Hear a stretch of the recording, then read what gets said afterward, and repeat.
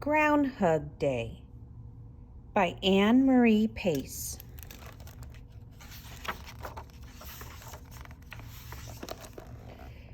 Valentine's Day was only 2 weeks away, and Moose was planning a grand party. "You need Valentine balloons," said Squirrel, "and Valentine cards," said Bunny. "And don't forget the Valentine hugs," pointed out Porcupine. "Everyone has to come to my party," said Moose. "Uh-oh," Bunny said. "There's a problem."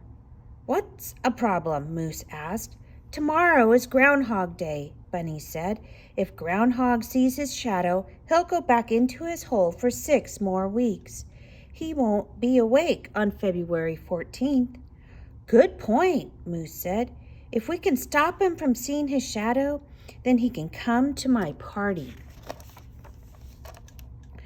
"I've got it," said Squirrel.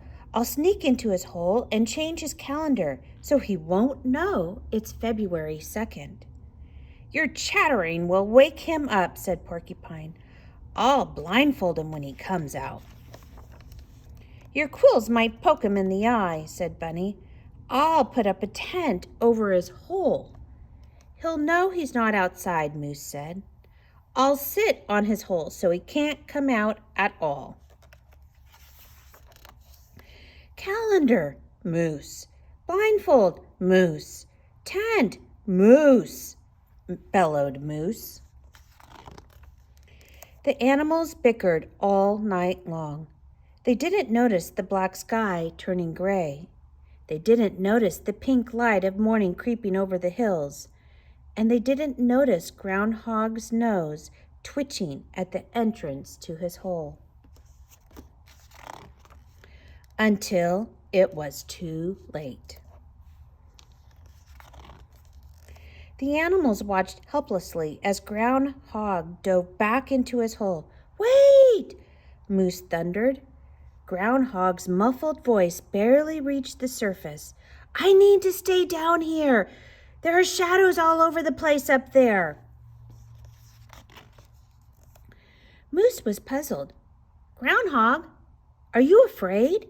Is that why you go back into your hole?" You could say that," Groundhog called. "I didn't realize Groundhog was afraid of shadows," said Squirrel. "Me neither," said Porcupine. "Shadows aren't scary," said Bunny. "They are to Groundhog," Moose said. The animals sat quietly thinking. "Hey, Groundhog," Mouse finally said. "What if we showed you just how awesome shadows are? I'll show you the ways leaves blowing in the wind make shadows that dance." "I'll show you how to draw silhouettes," said Bunny. "I'll show you how clouds cast shadows on the hills," said Squirrel. "I want to show Groundhog my shadow puppets," said Porcupine. "Dancing shadows," Moose said. "Cloud shadows," Squirrel said. "Silhouettes," Bunny said. "Shadow puppets," said Porcupine. "Wait," said Groundhog. He eased out of his hole. "Can't we do all of them? They all sound fun." The squirrels spent the day showing Groundhog all the amazing shadows they could discover and create. And they were all fun, especially Porcupine's shadow puppets. "It's a comb. It's a feather. It's a buzzsaw. It's sunshine." Finally, late that night, "What a wonderful day," Groundhog said. "But I really do have to go back into my hole now." He shivered. 6 more weeks of winter, you know." "But you're not afraid of shadows anymore," Moose protested. Now you don't have to miss my Valentine's Day party." "I may not be afraid," Groundhog said, "but it is cold up here." "But there aren't any balloons in your hole," said Squirrel. "Or Valentine's cards," said Bunny. Or Valentine hugs, said Porcupine pointedly. Nope, but my hole is warm, said Groundhog. He looked at his disappointed friends. We can at least have hugs before I go.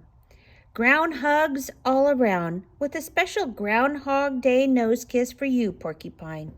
That works for me. Happy Groundhug Day, said Porcupine.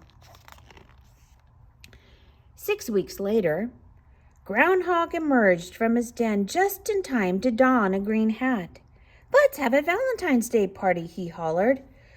We're all here. All but Bunny, Squirrel reminded Groundhog. Where's Bunny? Groundhog asked. Oh, you know Bunny, Moose said. He's always holed up this time of year. The end.